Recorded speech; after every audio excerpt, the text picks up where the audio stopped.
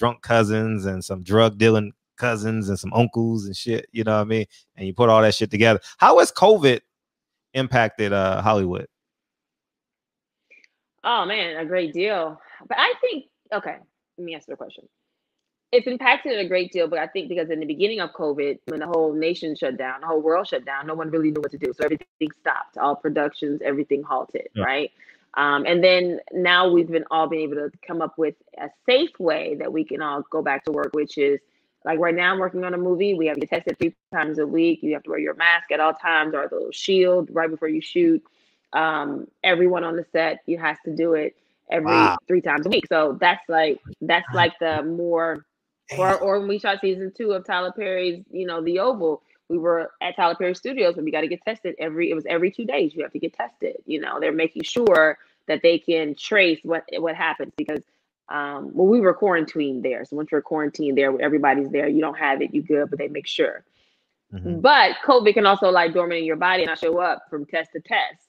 So they needed to make sure that everybody was good. So in that regard, it's made everyone a lot more, I guess, they have more of a safer approach when it comes to dealing with people and germs and things like that. So the Me Too movement has made everyone even more, their approach, a lot different when they're talking to you and dealing with you. Like even from the sound guy yesterday, he's like, hey, I'm going to be putting a sound on your back. Is that okay? Great. My hand's going to touch you. You're going to feel a hand on your back. Okay. You're going to feel the pat. Like I was like, okay. Yeah.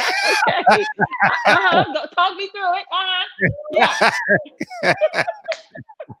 But man, I'm grateful for all of that because I keep my house very clean all the time. I don't like building in mess and dirtiness and stuff like that. So in that way, as it relates to the practical way of going to work every day, everyone is a whole lot more conscious of what they do, how they talk to people, what you touch, what you don't, how you keep your 6 feet and stuff like that. So it's affected Hollywood in definitely a major way. I mean, movie theaters were shut down for God's sakes. That definitely affected Hollywood in their pockets, but safety was more important. I think the NBA was really good at how they shut everything down, and then everyone kind of had to follow suit.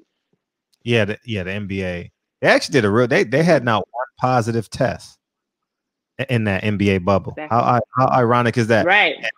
And then as soon as they go home, one of the players gets the virus or something like that. No, it was a baseball player. It was a baseball player. He won.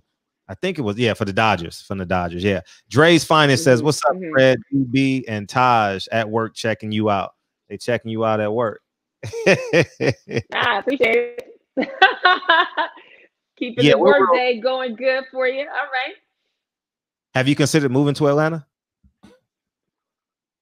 Yeah. Really? Yeah. How close? Sure.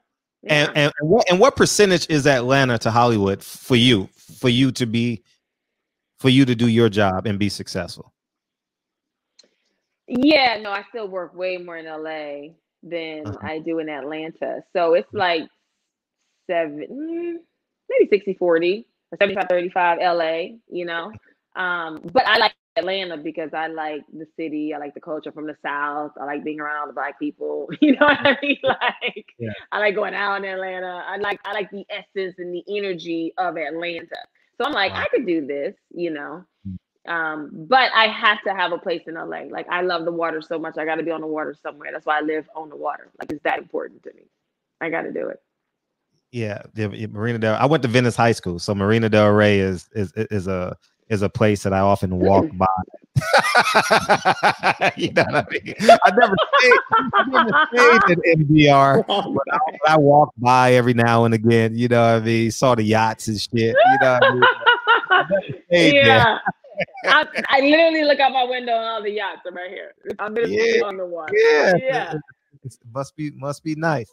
So I'm waking up like, yeah, it's wonderful. No. Queens. While we talking movies. Oh man, the white dude in the chat has no idea what we're talking about. He's been lost this whole conversation. Oh man. But coming to America, he's like, what is happening? Okay. Yeah. So speaking of Atlanta and speaking of like of what we talked about earlier. But before I get, you got a B-man. Want to ask you a question.